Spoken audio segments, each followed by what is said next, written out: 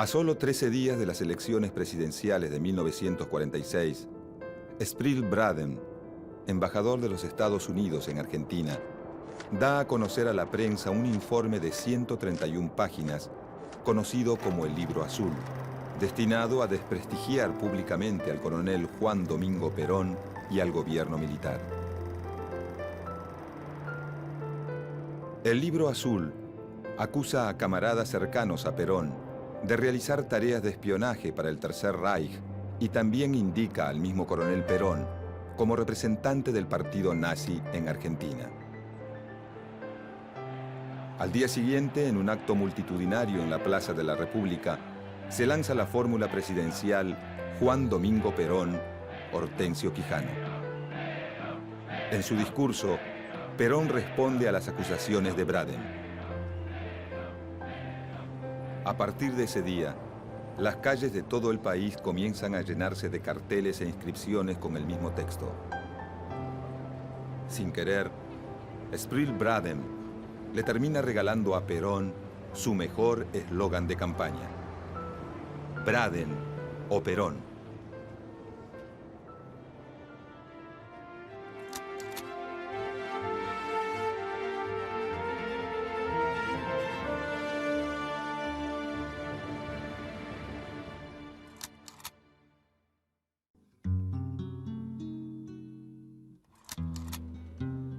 El coronel Juan Domingo Perón comienza su ascenso en la política con la revolución del 4 de junio de 1943. Un golpe militar que derroca al entonces presidente conservador Ramón Castillo instala en el poder al general Pedro Pablo Ramírez, quien luego es reemplazado por el general Edelmiro Farrell. Al poco tiempo, el coronel Perón es designado al frente de la Secretaría de Trabajo y Previsión. Desde ese cargo, comienza a impulsar fuertes medidas de carácter social, como el Estatuto del Peón, los convenios colectivos de trabajo y la inclusión de más de 2 millones de trabajadores al régimen jubilatorio. Gracias al efecto positivo de estas medidas, el coronel Perón empieza a ganar peso político propio. En el año 1944, suma 2 cargos más: ministro de Guerra y vicepresidente.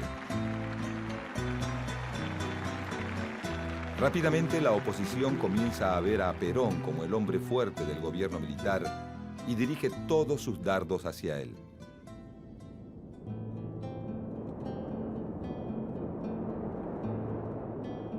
La derrota del nazismo en Europa y el apoyo del gobierno norteamericano a la oposición llevan al gobierno de Edelmiro Farrell a una aguda crisis política. Con ánimo de ceder a presiones internas y externas, Farrell le pide a Perón la renuncia a todos sus cargos, confinándolo pocos días después en la isla Martín García, lo que genera un gran descontento popular. La noche del 17 de octubre de 1945, Juan Domingo Perón es aclamado por casi medio millón de trabajadores que se concentran frente a la Casa Rosada para pedir por su libertad. Ese día, Perón regresa a la política por la puerta grande, convertido en un líder popular. A la mañana siguiente, el gobierno militar de Edelmiro Farrell designa un nuevo gabinete de ministros y confirma el llamado a elecciones presidenciales. A esa altura, la candidatura de Juan Domingo Perón es algo obvio para todos. Para fines de octubre de 1945, Perón sabe que cuenta con el apoyo incondicional de gran parte de los trabajadores, pero no tiene armado un partido político que le permita presentarse a elecciones. Inmediatamente comienza a buscar adhesiones en otros sectores que simpatizan con su política social, como el radicalismo disidente, pequeños grupos nacionalistas y la dirigencia sindical laborista. Pocos días después del 17 de octubre, en el City Hotel de Buenos Aires, un grupo de dirigentes radicales, al mando de Hortensio Quijano, forma la UCR Junta Renovadora, brindando pleno apoyo a la candidatura de Juan Domingo Perón. El mismo Quijano, antes del 17 de octubre, había intentado convencer a las autoridades de la UCR de apoyar a Perón. Al no lograrlo, abandona el partido. La UCR Junta Renovadora celebra las reivindicaciones sociales alcanzadas por el joven coronel y en sus actos de campaña muestra la imagen de Perón al lado de las de Hipólito Yrigoyen y el general San Martín.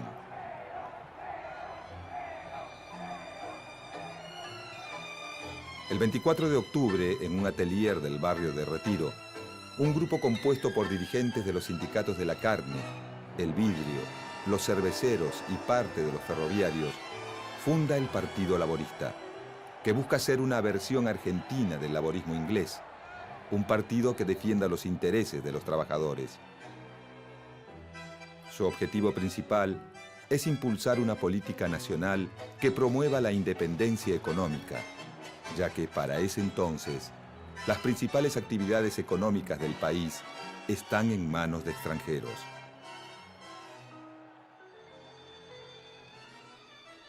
Extranjeros eran los teléfonos, extranjeros eran los ferrocarriles, extranjeros eran los barcos, extranjeros eran los elevadores de granos. Todos se lanzaban vorazmente sobre el trabajador, quien se debatía en desigual lucha contra tantos enemigos. Con la UCR Junta Renovadora y el Partido Laborista, Perón comienza a construir su frente electoral. El partido de Quijano le garantiza varios años de experiencia institucional y una red de comités extendidas por todo el país, mientras que el laborismo le permite acompañar políticamente al creciente movimiento obrero, cada vez más fuerte en Buenos Aires y en las provincias del litoral. Inmediatamente al proyecto político de Perón se suman otras pequeñas fuerzas. Por un lado, los centros cívicos Coronel Perón, integrados por pequeños comerciantes de barrio de Buenos Aires y militares que formaron parte de la Revolución de 1943. Por otro lado, la Alianza Libertadora Nacionalista, una combativa organización juvenil con ideas de derecha y simpatías por el franquismo español. Además de estos grupos, también se suman viejos nacionalistas de la época de la dictadura de José Félix Uriburu y varios miembros de la agrupación Forja, Fuerza de Orientación Radical para la Joven Argentina. La Forja está integrada por un grupo de intelectuales nacionalistas de origen radical, entre los que se encuentra Arturo Jaureche, quien con el pasar de los años se convertirá en una de las figuras intelectuales más importantes del peronismo. En apenas un mes, Perón logra aunar las voluntades necesarias para armar su frente electoral. Pero rápidamente comienzan a sentirse los roces entre las distintas fuerzas que lo componen.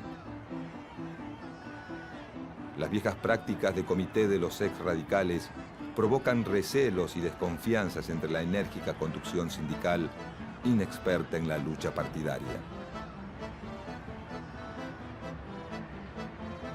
Y mientras el Frente Peronista se gesta en medio de contradicciones y discrepancias, los partidos de la oposición comienzan a agruparse bajo un mismo paraguas.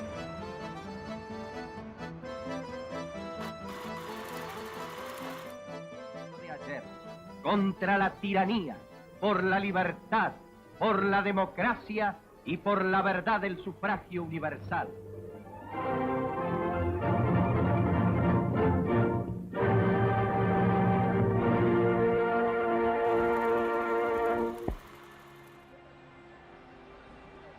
El 8 de diciembre de 1945, en la Plaza de los Dos Congresos, la UCR tradicional, los partidos socialista, comunista y demócrata progresista realizan el acto inaugural de la Unión Democrática, el frente electoral con el que planean enfrentar la candidatura de Juan Domingo Perón. El lema era «Por la libertad contra el nazismo». Un gran retrato del presidente conservador Roque Sáenz Peña, mentor de la reforma electoral de 1912, presidía el acto en el que hablaron representantes de todos los partidos. José Tamborini fue el orador encargado de cerrar la jornada. Debemos salir por el esfuerzo solidario de todos. Las instituciones armadas han comprometido su honor en lograr la restauración institucional. Si el ejército advirtiera con cuánta ansiedad el pueblo argentino espera que la tarea sea cumplida para tributarle su aplauso, comprendería que el destino le ha deparado la más alta misión que pudiera realizar en tiempos de paz con la grandeza moral de la República. Al finalizar el acto se produjeron enfrentamientos entre los asistentes y algunos seguidores de Perón. La balacera dejó como saldo 4 muertos y decenas de heridos. Con esta manifestación, el Frente Antiperonista había afianzado su fuerza.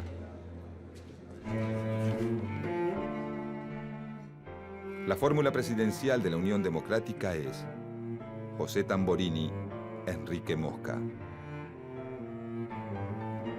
Inmediatamente esta nueva alianza recibe el ferviente apoyo de una figura de peso, el ex embajador y ahora secretario de Estado norteamericano, Spryl Braden.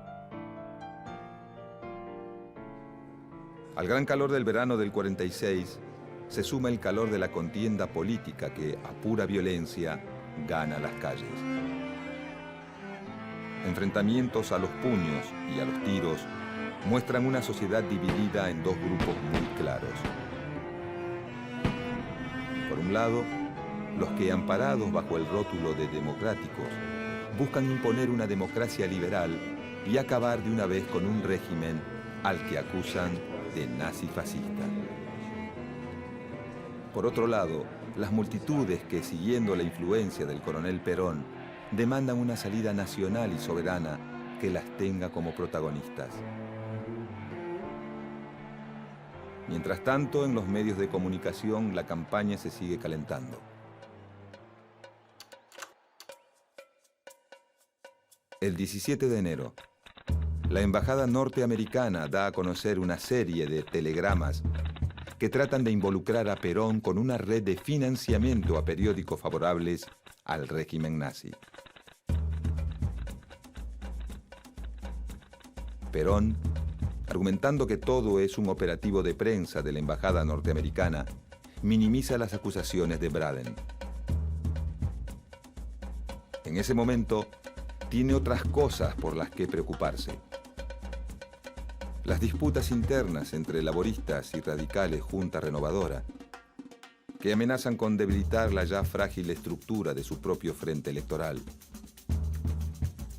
Y el hecho de que la mayoría de las radios y diarios de la época, que están claramente a favor de la Unión Democrática, dan muy poca publicidad a sus actos y declaraciones de campaña.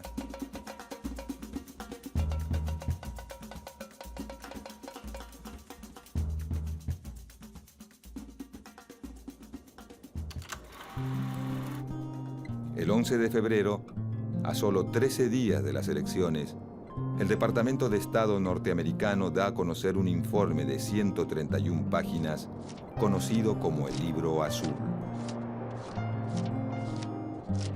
Este informe acusa a camaradas cercanos a Perón de realizar tareas de espionaje para el Tercer Reich, además de permitir el desembarco de nazis en el país. Entre otras cosas, el Libro Azul indica a Perón como representante del partido nazi en Argentina. Cuando este escrito es publicado por la prensa argentina, se convierte en una bomba política.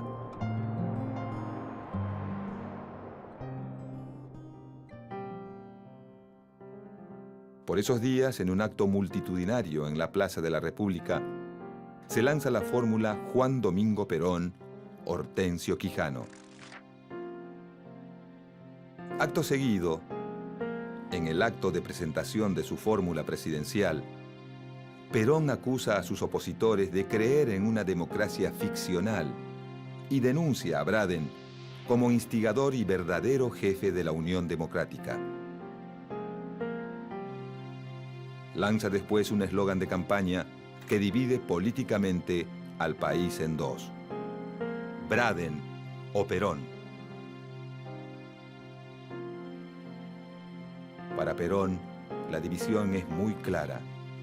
Votar por él es votar por la dignidad de los trabajadores, el progreso y la soberanía nacional.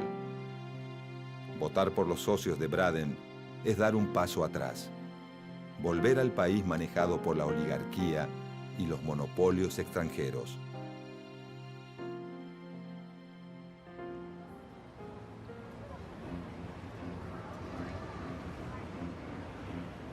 El 24 de febrero de 1946, multitudes de trabajadores concurren a las urnas a decidir su destino en una elección crucial para todos los sectores de la sociedad argentina.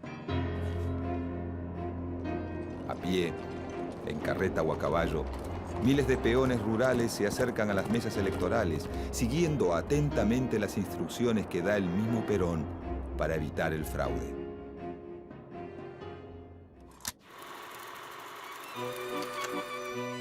Luego de un mes y medio de escrutinio, el 8 de abril de 1946, se anuncia el triunfo de la fórmula Perón-Quijano, con un 55% de los votos contra un 45% de la Unión Democrática. El 4 de junio de 1946, Perón jura como presidente. Aunque muchos en ese momento se nieguen a aceptarlo, se inicia así una nueva etapa en la historia argentina. Cuando Perón llega al gobierno, Europa recién está saliendo de la Segunda Guerra Mundial.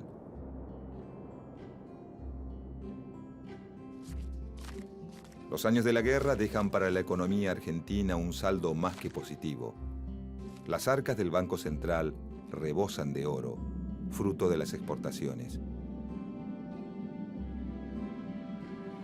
Al mismo tiempo, la floreciente industria nacional continúa creciendo, ya que fabrica los mismos productos que los países industriales dejaron de producir cuando volcaron todos sus esfuerzos hacia la guerra. Esta política, llamada sustitución de importaciones, iniciada en la década de los 30, va convirtiendo poco a poco a la Argentina en un importante proveedor industrial, capaz de exportar los productos de sus fábricas a toda América, incluso a los Estados Unidos. Con este marco económico favorable, el nuevo gobierno lanza su primer plan quinquenal. En su mensaje al Congreso del 19 de octubre de 1946, el presidente Perón presenta los lineamientos básicos de este plan. Sus objetivos principales son búsqueda del pleno empleo, aumento del salario real, crecimiento del mercado interno y una mejor distribución del ingreso. Para llevar a cabo el plan quinquenal, Perón convoca a Miguel Miranda, un empresario conocido en la City porteña como el zar de las finanzas. Miguel Miranda comienza a delinear el rumbo de la política económica desde el IAPI. El IAPI, Instituto Argentino de Promoción e Intercambio, es un organismo estatal creado durante los últimos días del gobierno de Farrell, que tendrá un papel central en la economía de estos años.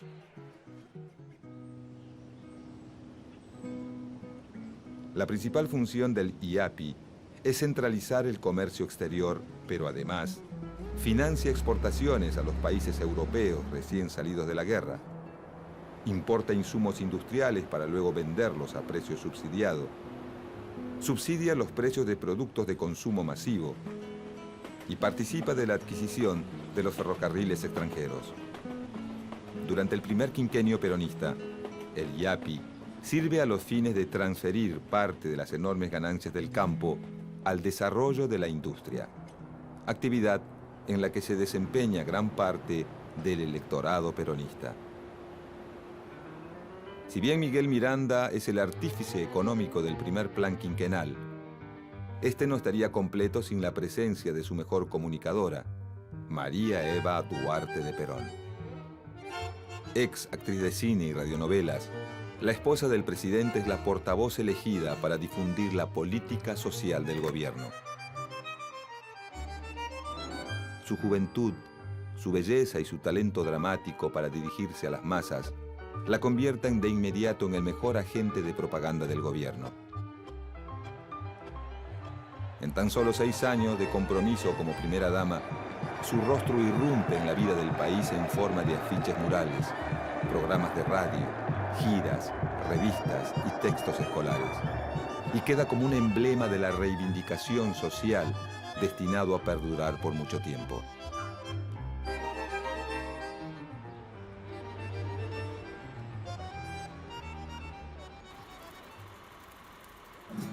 Como símbolo inaugural de la política de su plan quinquenal, el 9 de julio de 1947, en la Casa Histórica de Tucumán, el gobierno de Perón firma la Declaración de la Independencia Económica. En ese acta, el gobierno enarbola una serie de postulados que son dados a conocer como las 3 banderas del peronismo: soberanía política, independencia económica y justicia social. Con estos postulados, el gobierno de Perón se lanza a una actividad transformadora incesante. Y en menos de 4 años, la realidad comienza a ser otra. Han transcurrido desde entonces 4 años de patrióticas empresas. Intensa ha sido la obra. Se asegura y cimenta el poderío económico de la nación, centralizando el régimen bancario. Se nacionalizan los servicios ferroviarios. Las empresas de capital foráneo pasan a ser bien patrimonial del Estado, evitándose la evasión de beneficios. Se extienden las rutas del aire, ayudando al progreso con el tiempo y la abreviación de distancias. Se vincula más a los argentinos con los argentinos y al país con todos los otros del mundo.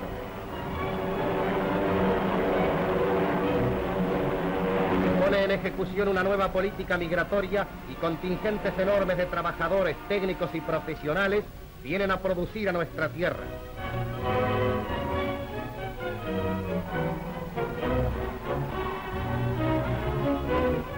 Se estimulan las inclinaciones vocacionales de la juventud, facilitándoles los medios de constituirse en hombres útiles a la sociedad en los oficios o manualidades de sus preferencias.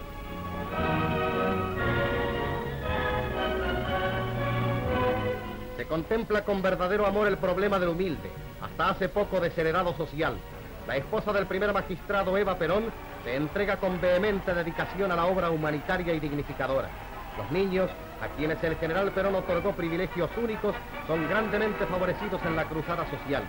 Se modelan sus almas, se ejercitan sus mentes y se preserva su salud, porque así se asegura el porvenir de la patria.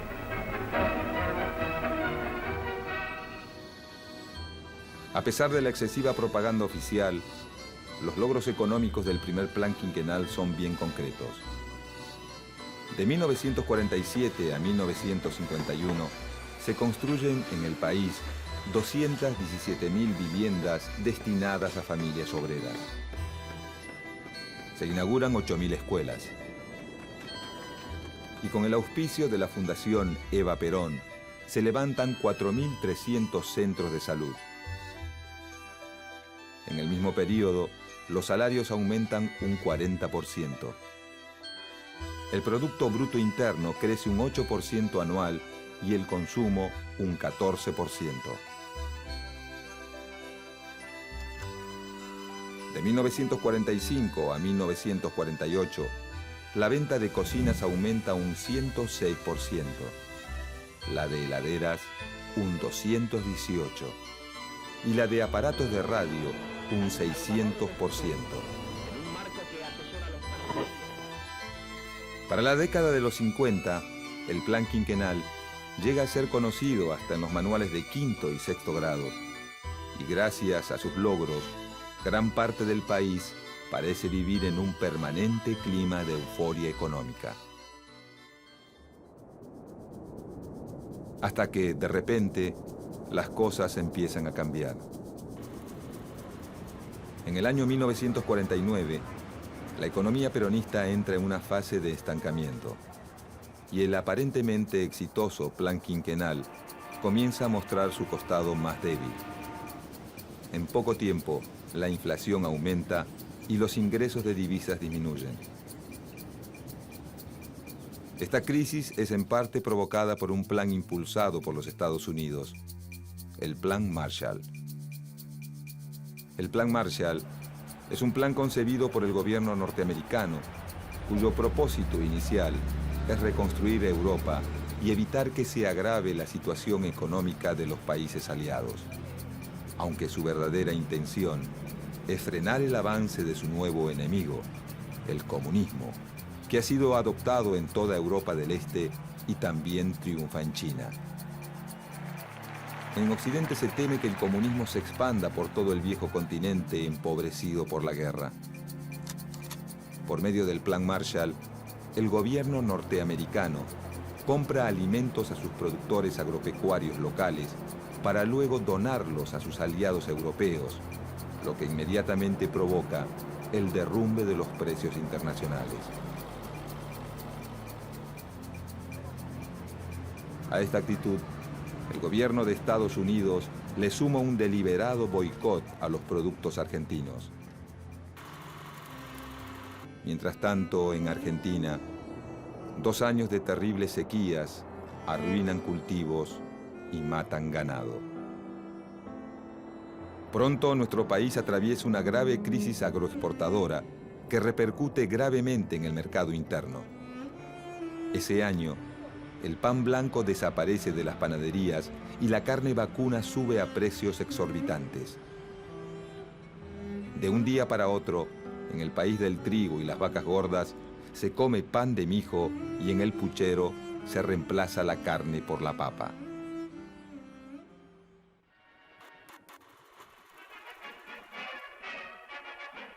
Nuestro pueblo hizo siempre derroche de la tan famosa carne argentina, abusando de su consumo como si la alimentación se basara única y exclusivamente en ella. Mientras otros pueblos sanos y fuertes de la tierra apenas consumen unos gramos una vez por semana.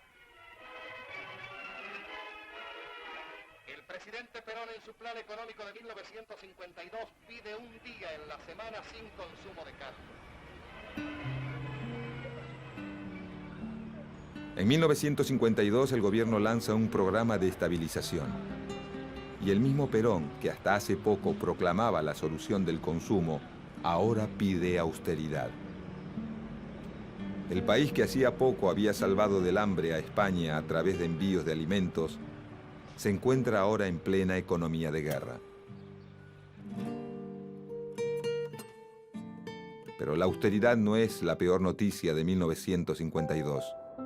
El 26 de julio, a las 20:25, muere Eva Perón, víctima de un cáncer.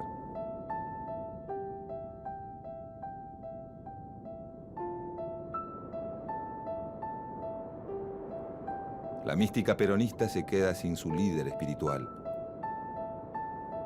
Muerta Eva, Perón parece quedar en soledad. La tristeza y la preocupación se palpa en las calles y a la crisis se suma el luto nacional.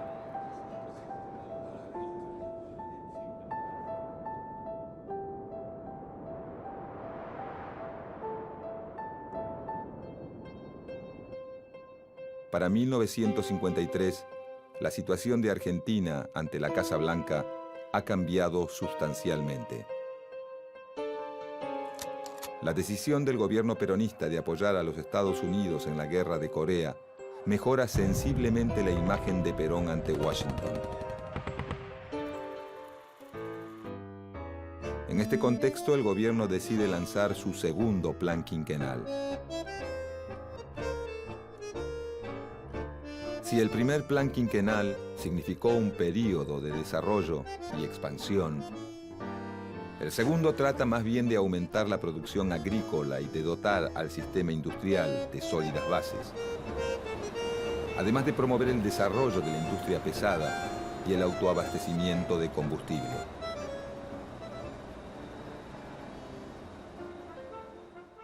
El 17 de julio de 1953 llega al país acompañado por un grupo de funcionarios del Departamento de Estado, Milton Eisenhower, hermano del presidente de los Estados Unidos.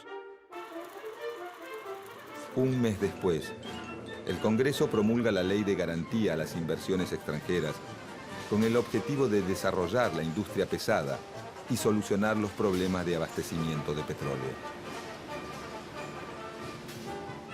Esta situación de desabastecimiento lleva a Perón a firmar un acuerdo con la empresa petrolera Standard Oil de California. El acuerdo genera inmediatamente la crítica de los sectores nacionalistas del mismo gobierno y el repudio de gran parte de la oposición. Finalmente, el discurso antiimperialista que ayudó a Perón a llegar al gobierno, esta vez le juega en contra. Por suerte para el gobierno, el programa de estabilización comienza a dar señales de estar funcionando. Para 1954, el índice de inflación baja de un 39% a menos de un 4%. Y los salarios, luego de 2 años de estancamiento, vuelven a aumentar. Llegado 1955, la economía argentina da claros indicios de volverse a encaminar. Aunque el clima político continúa deteriorándose poco a poco, las eternas disputas entre Perón y sus opositores abandonan el ámbito parlamentario para trasladarse a las calles, y a las filas habituales de los enemigos del gobierno se añaden nuevos aliados. Pronto, un estado de guerra interno vuelve a dividir al país en dos, como cuando Braden se peleaba con Perón.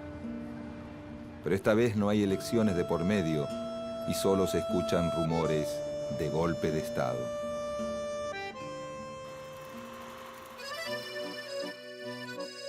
Los casi 10 años de gobierno peronista marcan una serie de cambios que transforman para siempre la fisonomía del país. Poco a poco, la vieja postal de la Argentina, de las vacas gordas y de las llanuras interminables da paso a las chimeneas de las fábricas y a las distintas ceremonias de trabajo. Pero si hay algo que dejan los primeros años de gobierno peronista, es la idea de que el Estado puede ser una potente herramienta de transformación social, que logra mejorar notoriamente la calidad de vida de sus ciudadanos, garantizando su derecho a una vida digna.